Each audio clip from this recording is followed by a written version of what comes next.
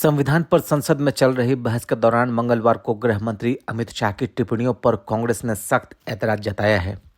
अमित शाह अपने भाषण के दौरान डॉक्टर भीमराव अंबेडकर की विरासत पर बोल रहे थे। अमित शाह ने कहा कि आजकल अंबेडकर का नाम लेना एक फैशन बन गया है।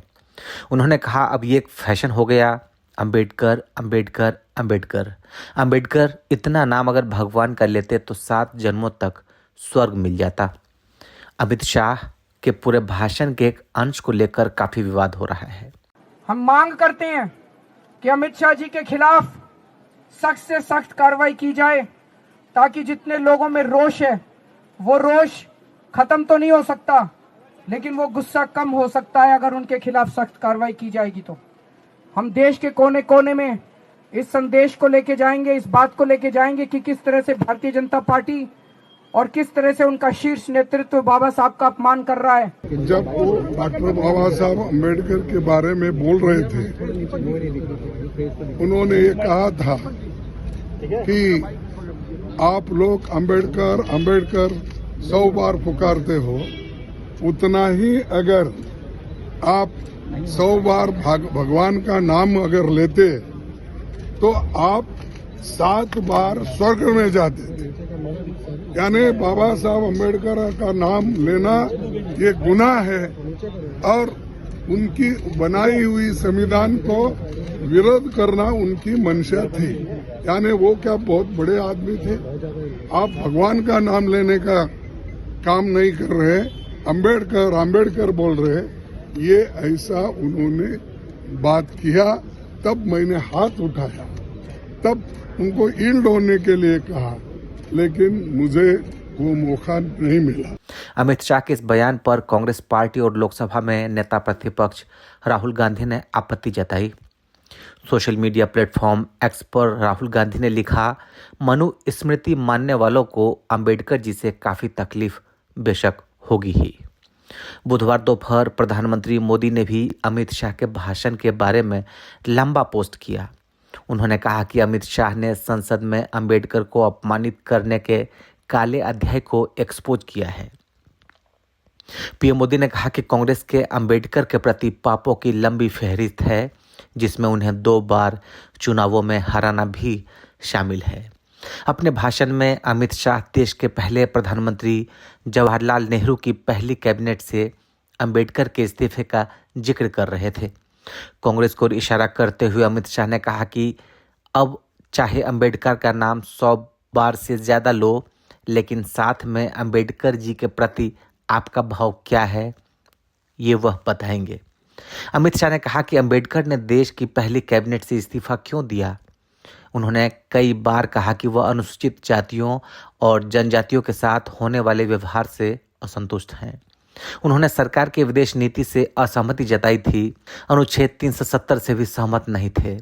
अंबेडकर को आश्वासन दिया गया था जो पूरा नहीं हुआ, इसीलिए नेहरू कैबिनेट से अंबेडकर ने इस्तीफा दिया था। 7 में अंबेडकर जी के प्रति आपका भाव क्या है, ये मैं बताता। मान्यवर, अंबेडकर जी को देश की पहली कैबिनेट से इस्तीफा क्यों दे दिया?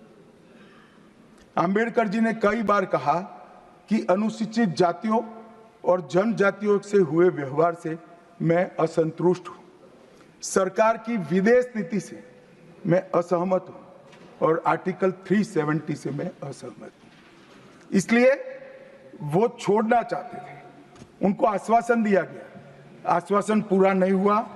उन्होंने इग्नोरेंस के चलते इस्तीफा दे दिया। अमित शाह ने कहा कि जिसका विरोध करते हो उसका वोट पाने के लिए नाम लेना कितना उचित है। अमित शाह के भाषण के बाद कांग्रेस के नेताओं ने उन पर अंबेडकर के अपमान के आरोप लगाए। कांग्रेस पार्टी के अध्यक्ष मल्लिकार्जुन खड़गे ने एक्स पर की एक पोस्ट के जरिए गृह मंत्री पर सीधा हमला बोला। खड़गे ने कहा कि गृह मंत्री अमित शाह ने जो भरे सदन में बाबा साहेब का अपमान किया है, उससे एक बार फिर ये साबित हो गया कि बीजेपी आरएसएस तिरंगे के खिलाफ थे।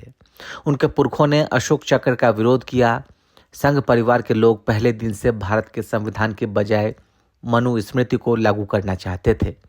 खड़गे ने कहा कि अंबेडकर मनुस्मृति के खिलाफ थे, इसीलिए उनके प्रति इतनी घृणा है। उन्होंने चेतावनी वाले अंदाज में कहा, मोदी सरकार के मंत्रीगण ये कान खोलकर समझ लें कि मेरे जैसे करोड़ों लोगों के लिए बाबा साहेब डॉक्टर अंबेडकर जी भगवान से कम नहीं। वे दलितों, आदिवासियों, पिछड़े वर्ग, अल्पसंख्यक और गरीबों के मसीहा हैं और रहेंगे। कई कांग्रेस नेताओं की सोशल मीडिया पोस्ट के बाद बीजेपी ने अंबेडकर के बयान के आरोपों को खारिज करते हुए कहा कि कांग्रेस ने अमित शाह के भाषण का जो वीडियो पोस्ट किया वो अधूरा है। अमित शाह के भाषण लंबा अंश पोस्ट करते हुए पार्टी ने लिखा, अमित शाह जी ने कांग्रेस को आईना दिखाया, नेहरू जी ने अंबेडकर जी के बारे में क्या कुछ कहा था। पार्टी के अन्य नेताओं ने भी कहा कि कांग्रेस जिस हिस्से पर आपत्ति जता रही है वो अधूरा है और लोगों को पूरा वीडियो सुनना चाहिए। बीजेपी आईटी सेल के प्रमुख अमित मालवीय ने भी अमित शाह के भाषण का वीडियो शेयर करते हुए कांग्रेस पर हमला बोला। अमित मालवीय ने कहा, कांग्रेस की विश्वसनीयता शून्य हो गई है, इसीलिए अब भ्रम फैलाने की राजनीति का सहारा लेना पड़ रहा है। गृह मंत्री अमित शाह जी का पूरा बयान कांग्रेस की बाबा साहेब अंबेडकर और दलित समाज के प्रति नफरत को उजागर करता है। पूरा भाषण सुनिए। इधर संविधान को स्वीकार करने के 75 वर्ष पूरे होने पर लोकसभा में संविधान पर बहस के दौरान पीएम मोदी ने भी लंबा भाषण दिया। अपने पूरे भाषण में नरेंद्र मोदी ने जवाहरलाल नेहरू, इंदिरा गांधी, राजीव गांधी से लेकर कांग्रेस के लंबे शासन पर निशाना साधा। करीब 1 घंटा 50 मिनट लंबे भाषण में पीएम मोदी ने कांग्रेस का नाम लिए बिना एक खानदान के 55 साल लंबे शासन पर तीखा हमला किया था। उससे पहले लोकसभा में नेता प्रतिपक्ष राहुल गांधी ने सावरकर का नाम लेते हुए संविधान के प्रति उनकी धारणा पर सवाल उठाए, जबकि पहली बार संसद पहुंची उनकी बहन और कांग्रेस सांसद प्रियंका गांधी वाड्रा ने भी सरकार को घेरा। प्रियंका गांधी ने कहा था, प्रधानमंत्री ने एक नई चीज नहीं बोली और बोर कर दिया पूरी तरह से।